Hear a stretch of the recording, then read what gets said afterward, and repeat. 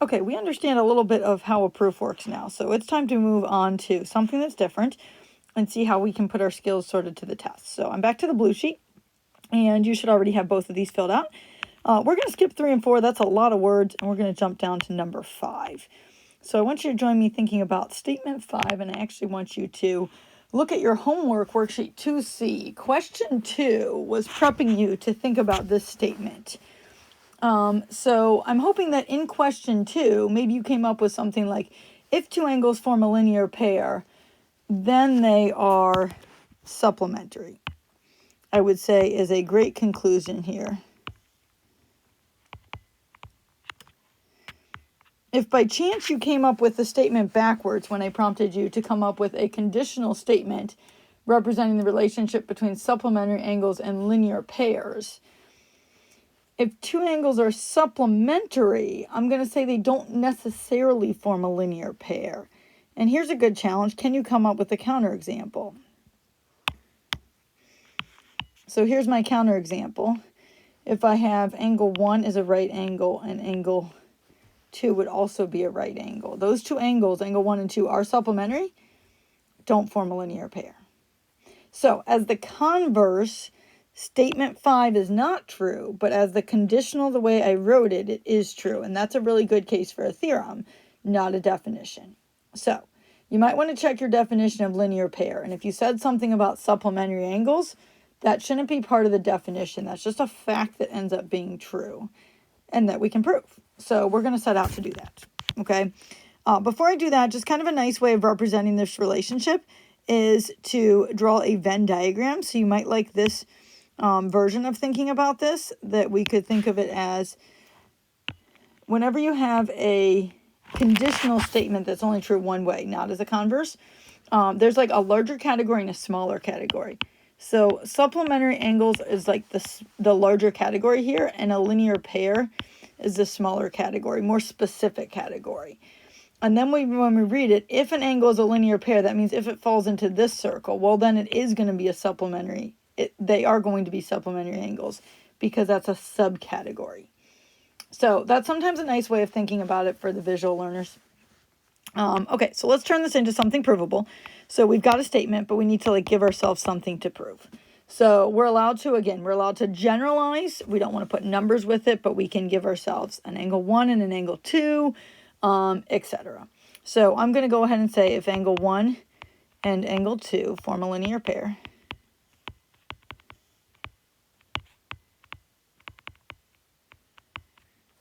and I would jot this down on your blue sheet. Let's give ourselves a picture of this. So there's 1 and 2 forming your linear pair.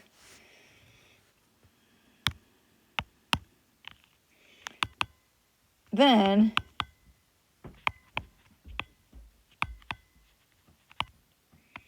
angle 1 and angle 2 are supplementary. And this is an interesting conclusion because notice we're not proving an equation. We're proving something with words. But my brain is automatically thinking, and most of you are also thinking, wait, supplementary means they have to add up to 180. So I think that's a really good step to get to. Something to think about in your head is if we can get the measure, now I'm starting to go into proof mode, but this is just me brainstorming. If I can get to the measure of angle 1 plus measure of angle 2 equals 180 degrees, then I would know they're supplementary. Okay, so we are going to call this our linear pair theorem, just to update our notes here. So we were keeping track of names. I'm just kind of putting on the left here.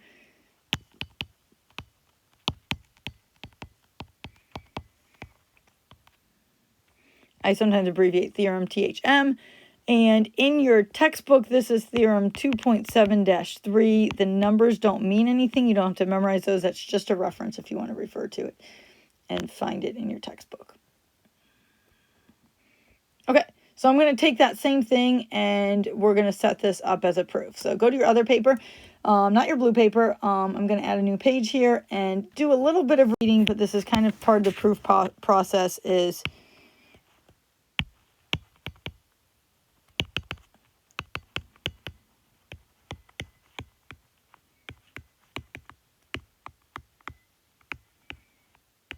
turning that conditional statement, sorry, stop mid-sentence, turning that conditional statement into a proof, given and proof. So if two angles form a linear pair, that becomes my given, the hypothesis. Then that becomes my proof.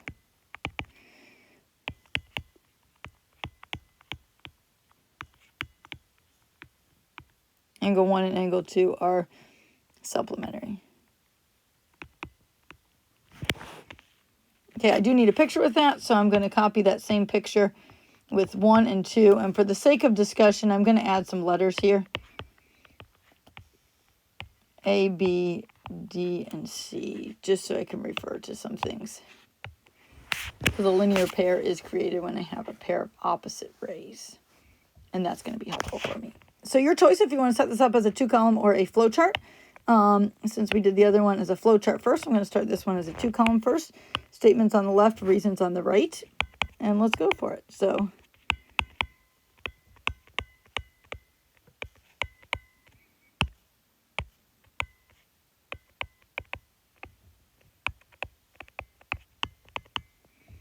got to get my freebie in. Given information, I just get to write it down. Now I have to do some thinking. And we talked about in the last step, or the last proof, of this can sometimes be a clue for us if I have a word in the first statement. So in the past, in the other ones, I had midpoint or I had bisector. Now I have linear pair. So I'm asking myself, what is the definition of a linear pair? And you might want to check your reference sheet. Linear pair should be a pair of angles that's formed. A pair of angles is a linear pair if and only if they're adjacent angles formed when their non-common sides form opposite rays. So their non-common sides would be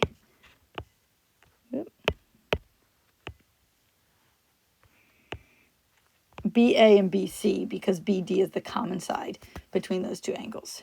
So by definition, because I like to use my definitions, definition of linear pair.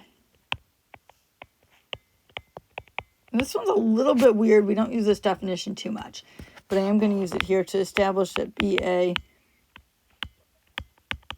and BC are opposite rays.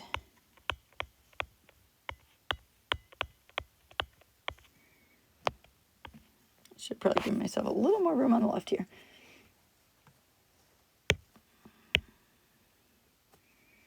And what that allows me to do is that allows me to, I'm kind of getting the setup here for you, and then I'm going to let you do a little thinking, but obviously feel free to pause the video at any point here. It allows me to know for certain that A, B, and C are collinear. If they form opposite rays, they form a straight line, and therefore angle ABC is a straight angle if A, B, and C are collinear. So you could write A, B, and C are collinear. I'm going to jump straight to going ahead and saying, then I know that angle ABC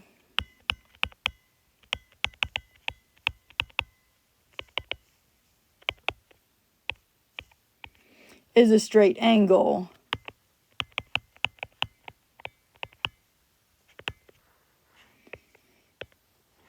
and in place of, if you're ever not sure, instead of putting a definition, you can make a statement. Opposite rays form a line. You can say that. So that's what I'm referring to when I say definition of opposite rays, is opposite rays do form a line or 3 collinear lines. Okay, that part's a little bit weird, and if you felt like, okay, I don't know if I could have come up with that on my own, just make sure you agree with that. And now let's see if we can get some conclusions from this, because in the last proof I said, like, you need to do some brainstorming at the beginning to get equations. So we're at the point where we can start to get equations. We got to be careful of getting an equation from this, because that's the proof. So like I have to get to that at the end, but I can't use that along the way. So it's not a bad idea to think about it this way. Like, oh, it'd be cool if down here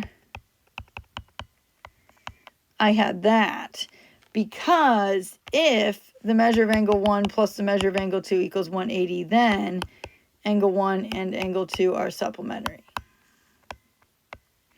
So I really like that idea of working backwards and then saying, like, okay, well, how might I get there? Somehow I have to get 180 degrees in the proof. Well, what do we know about 180 degrees? A straight line is 180 degrees, and when we have one angle that's 180 degrees, we call that a straight angle.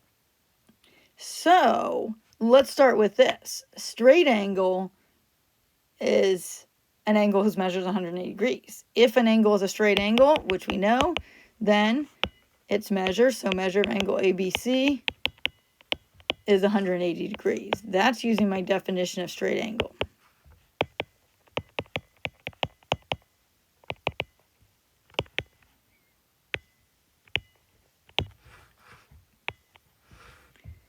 Okay, so I can't jump straight to there to saying 1 plus 2 equals 180 degrees, even though it seems like we should be able to.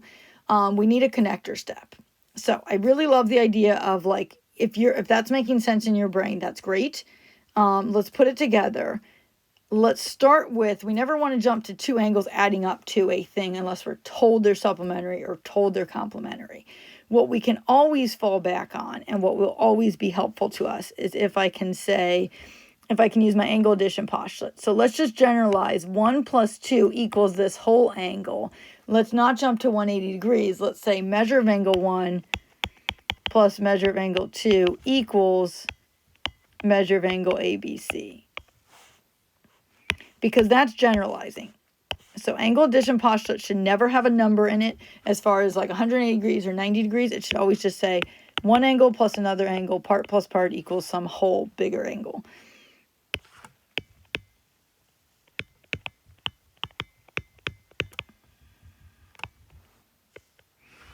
And now I've got that magic number of 2 equations. Check out steps 4 and 5. I've got 2 equations there. Can you see how those come together? I'm going to propose that this actually, I left a little bit too much space there. This could be step 6 right there. What do we do? Well, it looks like step 5 and step 6, I rewrote measure of angle 1 plus measure of angle 2 equals angle ABC became 180 degrees. So what's happening there? I'm taking one thing out, putting something else in place of it, and that would be my substitution property. Why am I able to do that? Because I know measure of angle ABC equals 180 degrees. I stated that in step 4. So I know 1 plus 2 equals ABC, and ABC equals 180 degrees. So there's actually 2 reasons you could put there. You could say that that is the substitution property. You could also say that that is transitive property.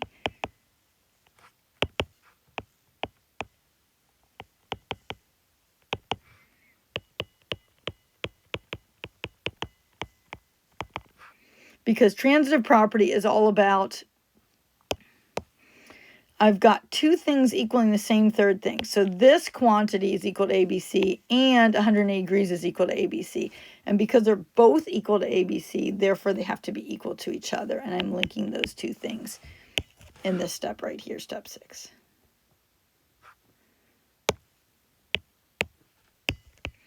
The other thing I like about this proof is that something interesting is happening at the end.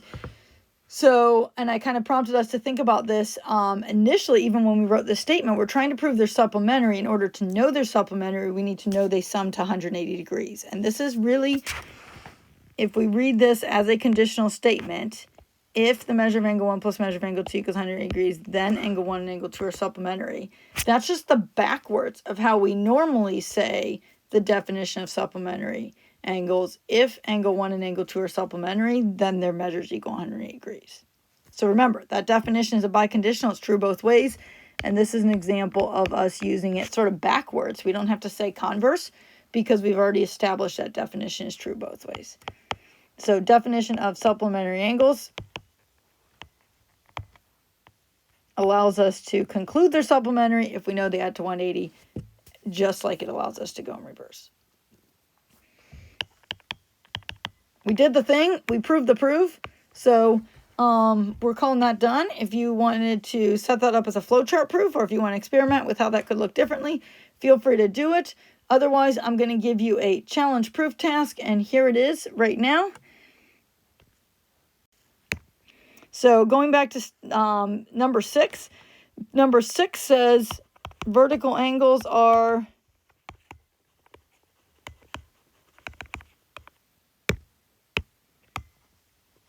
And we already talked about this, that's going to be congruent. So I think this would be a great one for you guys to try. Let's turn it into a statement we can prove. So if angle 1 and, let's give myself a picture, 1, 2, 3. Angle 1 and angle 3 are vertical.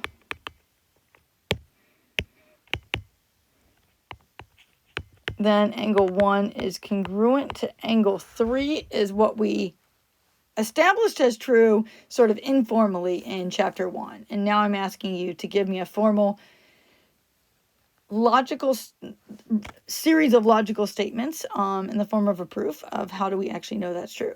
I'm going to suggest that you might need to use angle 2. Let's try not to use angle 4.